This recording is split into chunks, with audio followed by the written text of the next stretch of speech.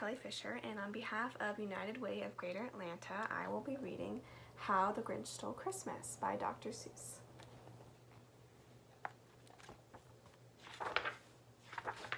How the Grinch Stole Christmas. Every Who down in Whoville liked Christmas a lot. But the Grinch, who lived just north of Whoville, did not. The Grinch hated Christmas, the whole Christmas season. Now please don't ask why. No one quite knows the reason. It could be his head wasn't screwed on just right. It could be perhaps that his shoes were too tight. But I think that the most likely reason of all maybe have been that his heart was 2 sizes too small.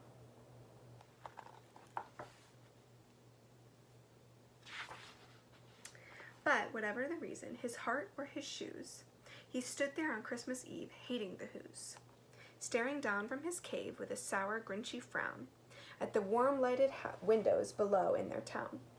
For he knew every Who down in Whoville beneath was busy now hanging a mistletoe wreath.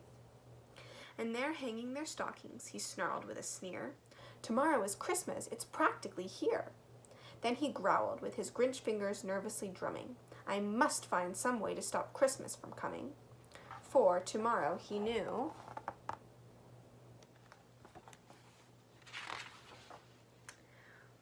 all the Who girls and boys would wake bright and early. They'd rush for their toys, and then, oh the noise, noise, noise, noise, noise.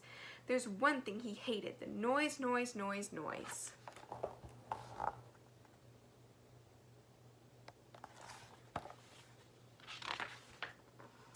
Then the Whos, young and old, would sit down to a feast, and they'd feast and they'd feast, and they'd feast, feast, feast, feast.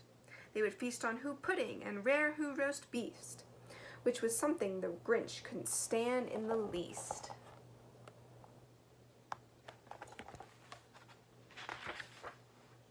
And then they'd do something he liked least of all. Every Who down in Whoville, the tall and the small, would stand close together with Christmas bells ringing. They'd stand hand in hand, and the Whos would start singing.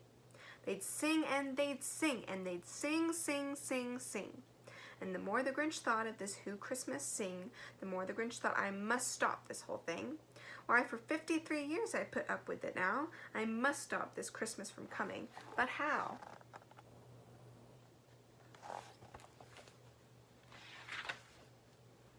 Then he got an idea, an awful idea. The Grinch got a wonderful, awful idea.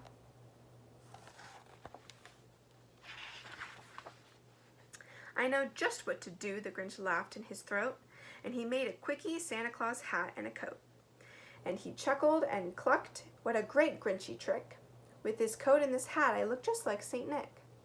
All I need is a reindeer, the Grinch looked around, but since reindeer are scarce, there was none to be found. Did that stop the old Grinch? No! The Grinch simply said, if I can't find a reindeer, I'll make one instead. So he called his dog Max. Then he took some red thread and he tied a big horn on the top of his head.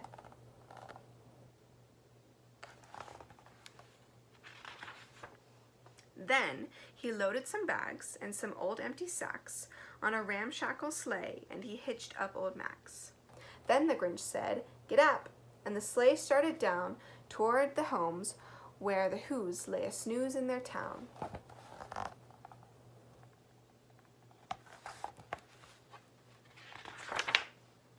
All their windows were dark. Quiet snow filled the air. All the Whos were all dreaming sweet dreams without care. When he came to the first little house on the square, "This is stop number 1, the old Grinchy Claus hissed, and he climbed to the roof, empty bags in his fist.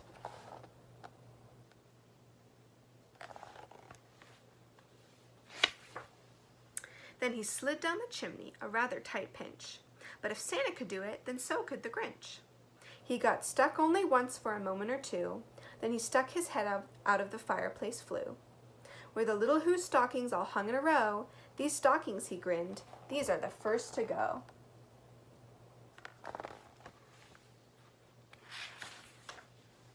Then he slithered and slunk with a smile most unpleasant around the whole room, and he took every present.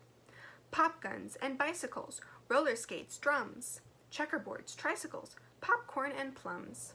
and he stuffed them in bags. Then the Grinch very nimbly stuffed all the bags one by one up the chimney.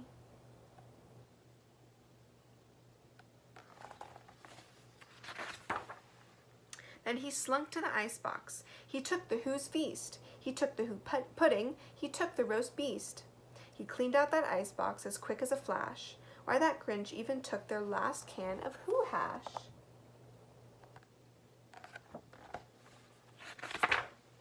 Then he stuffed all the food up the chimney with glee. And now, grinned the Grinch, I will stuff up the tree.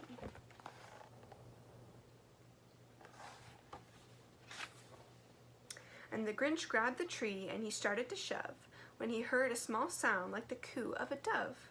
He turned around fast and he saw a small Who, little Cindy Lou Who was not more than 2. The Grinch had been caught by this tiny Who daughter, who'd got out of bed for a cup of cold water. She stared at the Grinch and said, Santa Claus, why? Why are you taking our Christmas tree? Why?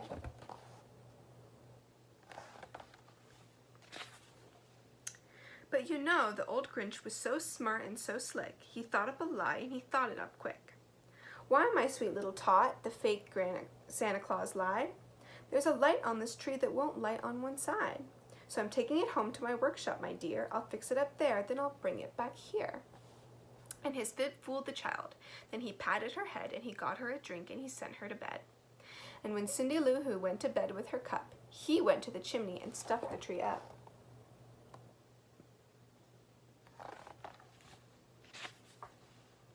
Then the last thing he took was the log for their fire. Then he went up the chimney himself, the old liar. On their walls he left nothing but hooks and some wire. And the one speck of food that he left in the house was a crumb that was even too small for a mouse.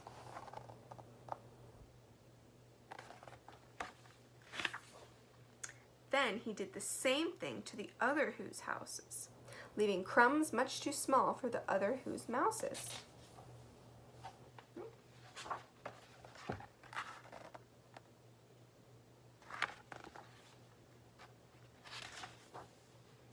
It was 1:15 dawn, all the Who's still in bed, all the Who's still a snooze, when he packed up his sled.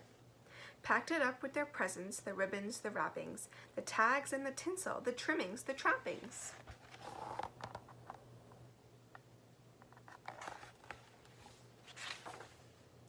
"3,000 feet up the side of Mount Crumpet, he rode with his load to the tip-top to dump it. Pooh-pooh to the Who's, he was Grinch-iciously humming.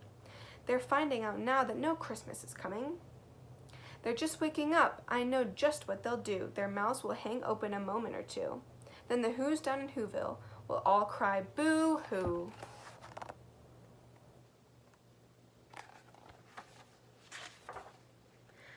"That's a noise," grinned the Grinch, "that I simply must hear." So he paused, and the Grinch put his hand to his ear. And he did hear a sound rising over the snow. It started in low, then it started to grow.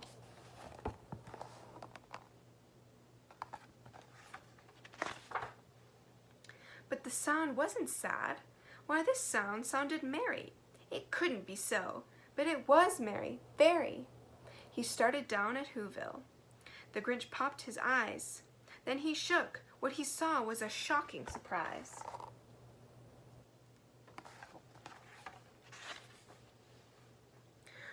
Every Who down in Whoville, the tall and the small, was singing without any presents at all. He hadn't stopped Christmas from coming. It came. Somehow or another, it came just the same. And the Grinch with his Grinch feet ice cold in the snow stood puzzling and puzzling. How could it be so? It came without ribbons, it came without tags, and he puzzled 3 hours till his puzzler was sore. Then the Grinch thought of something he hadn't before. Maybe Christmas, he thought, doesn't come from a store. Maybe Christmas, perhaps, means a little bit more.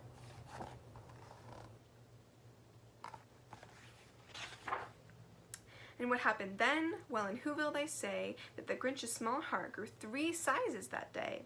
And the minute his heart didn't feel quite so tight, he whizzed with his load through the bright morning light, and he brought back the toys and the food for the feast. He himself, the Grinch, carved the roast beef. Merry Christmas, everyone. Thank you so much. Have a happy holiday.